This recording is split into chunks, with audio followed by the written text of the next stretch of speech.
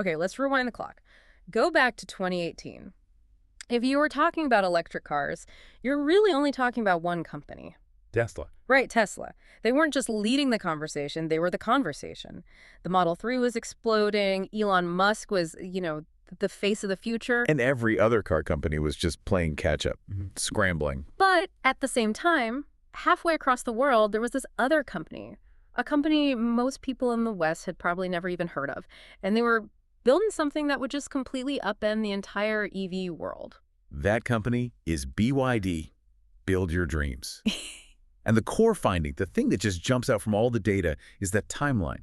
In just 5 years, BYD executed this almost flawless strategy to overtake Tesla. They became the world's #1 EV producer by volume. 5 years. I mean, in the auto industry, that's light speed. It's impossible. So this wasn't luck. This was a plan. And that's what we're going to do in this deep dive. We're going to pull apart that playbook and figure out how they did it.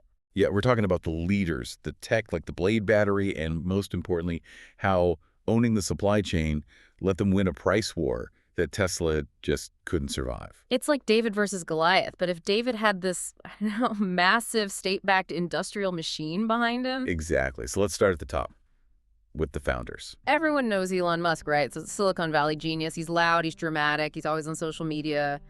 The man who built BYD, Wang Chuanfu, he's the exact opposite. He's the quiet strategist. You will not find him tweeting. And his background is so critical to understanding BYD. He didn't start out as a car guy. No. He was a chemist. Grew up in extreme poverty, studied chemistry, and then in 1995, he starts BYD with like 20 people. And they were focused on one thing and one thing only: batteries. And he didn't just get good at batteries, he mastered them. Within a decade, BYD was the biggest mobile phone battery maker in the world. And that's the key insight, isn't it? It's everything. While Tesla was focusing on the car itself, the software, the design, the performance, Wang was obsessing over the one thing an EV absolutely cannot exist without: the battery. And that obsession led to their entire business model. Yeah. Total vertical integration. You see, Tesla was innovative, for sure, but they relied on partners for their batteries. Panasonic, CATL, LG. But BYD, they didn't rely on anyone. They wanted total control. So what does that actually look like? When we say industrial domination, what does that mean in practice? It's a huge financial shield. I mean, a massive one. They weren't just making the batteries, they controlled the ingredients. They were securing deals for raw materials, sometimes buying stakes in mines. They built their own factories for assembly. And their own semiconductor lines. That's a huge one. A critical piece. So think about it. When a global crisis hits, like a lithium shortage or a chip shortage, what does Tesla have to do? They have to go out on the open market and pay whatever the price is. It crushes their margins. Exactly. But BYD is insulated. They're literally building the machines that build the parts that go into their cars. They cut out every single middleman. So they control cost and, just as important, they control speed. Tesla's model just couldn't do that. Okay, so that foundation is set. Then comes the big pivot. Around 2003, Wang says, okay, we're making cars now. But they didn't go after the luxury market that Tesla was creating. Not at all. They went for scale, mass accessibility. They started making cheap, practical cars for China's growing middle class. And, crucially, they went after all the markets Tesla was completely ignoring. Like what? Buses, taxis, corporate fleets. They wanted to electrify everything that moves, not just the cool car in your driveway. So it's a completely different philosophy. Tesla was selling an aspirational product, a dream. BYD was selling a utility, a tool. And that's where the Chinese government comes in. This alignment is so important. For Beijing, BYD wasn't just another car company. It was a strategic weapon, a national champion that could help China dominate the future of transportation. And we're not just talking about a few subsidies here and there, right? Oh no, this was deep strategic alignment. The state helped them expand. They prioritized BYD for government contracts. They smoothed out the regulatory path. It let them build out infrastructure at a speed that is just, unthinkable in the West. Okay, so let's fast forward. It's 2018. Tesla is on top of the world. But BYD is getting ready to unleash its secret weapon, the thing that really changed the game. The Blade battery. Tell us about the Blade battery. This was their masterstroke. It solved the 3 biggest problems for EV adoption all at once: cost, safety, and durability. So Tesla was focused on these nickel-rich batteries, for maximum performance, maximum range. Right. BYD went all in on a different chemistry. They went with LFP. LFP. Okay, break that down for us. What is LFP and why was it such a strategic move? LFP stands for lithium iron phosphate. Basically, it's a simpler, cheaper, and much safer chemistry than the nickel-based ones. Yeah. The trade-off is that you get a little less energy density, so maybe not as much extreme long-range performance. But it uses materials that are way more abundant and cheap. And it's incredibly stable. It doesn't overheat easily. So they made a conscious choice. They sacrificed, what, maybe 10% of the peak range for a massive gain in cost and safety. A massive gain.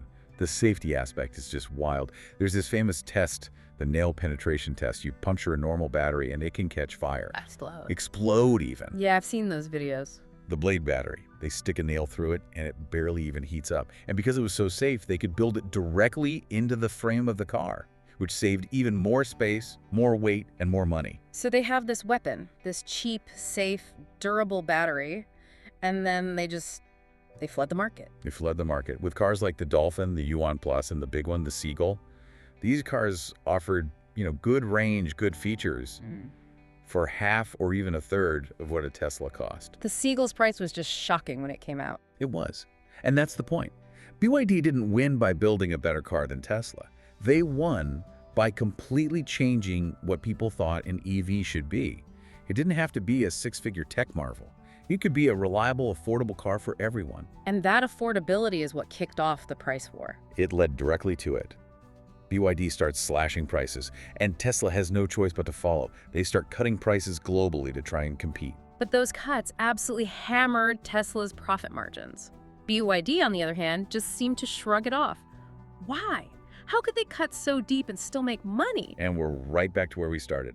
That's supply chain. Vertical integration. Exactly. When Tesla cuts the price of a car, they're cutting their profit. But they still have to pay their suppliers, Panasonic, LG, for the expensive batteries. Their entire business was built on high margins. Whereas for BYD, they're just moving money from one pocket to another. That's a perfect way to put it. Their battery division sells components to their car division at an internal cost, a cost that they already control because they own the mines and the factories. They could set a price to win market share, not just to protect profit. So every time Tesla cut, BYD cut deeper. It's like an economic checkmate. The manufacturing efficiency was just too much.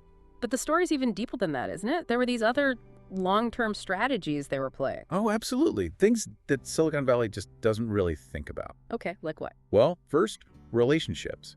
When they expanded globally, they didn't start by selling you a passenger car. They went to cities and sold them electric buses. That's smart. It's genius. Governments are slow, conservative buyers. So BYD proves itself as a reliable partner for critical city infrastructure. They build trust, they build a reputation for durability, and then they launch their consumer cars in that market. Okay, what else? The long game. While Tesla was dealing with production hell and, all the drama, BYD was just quietly building factories on 3 different continents. A huge bet on future global scale. And their target customer, it wasn't really the person cross-shopping a Model Y? Not at all. Their real competitor wasn't Tesla. It was Toyota. It was Honda. They were going after the billions of people who just need a cheap, reliable car to get to work. The mass market that the premium brands ignored. And the final move, which is just brilliant, is that BYD also became a supplier. The ultimate silent partner. They started selling their batteries, their motors, their chips, even whole car platforms to their rivals. So they win no matter who sells the most cars. Right. It all feeds back into their scale. And it really boils down to this. Tesla is a car company that got good at batteries. BYD is a battery empire that decided to make cars. And I think Tesla's biggest weakness was maybe a bit of arrogance, believing their only real competition would come from another tech company or from Detroit. They just didn't see this Chinese industrial ecosystem coming. And BYD was just the tip of that spear. Today, they make more EVs, more hybrids, and more batteries than Tesla. And they might even challenge Toyota for the title of world's largest automaker, period. It's a huge philosophical difference when you think about it. Tesla made the world want an electric car. They built the dream. But BYD made the electric car possible for everyone. They built the industry. So what's next? The fight isn't over. No, it's just shifting. Tesla's focus is now on the next big thing, right? Autonomy, AI, robotics. Meanwhile, BYD is just focused on global expansion. They're a tidal wave of affordable It cars. is a fascinating case study, but here's the thought I want to leave you with.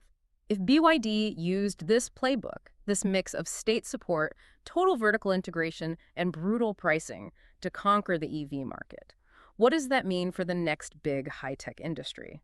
Think about AI hardware or robotics. Wherever scale and cost are king, this blueprint could be used again, and that's something to really mull over.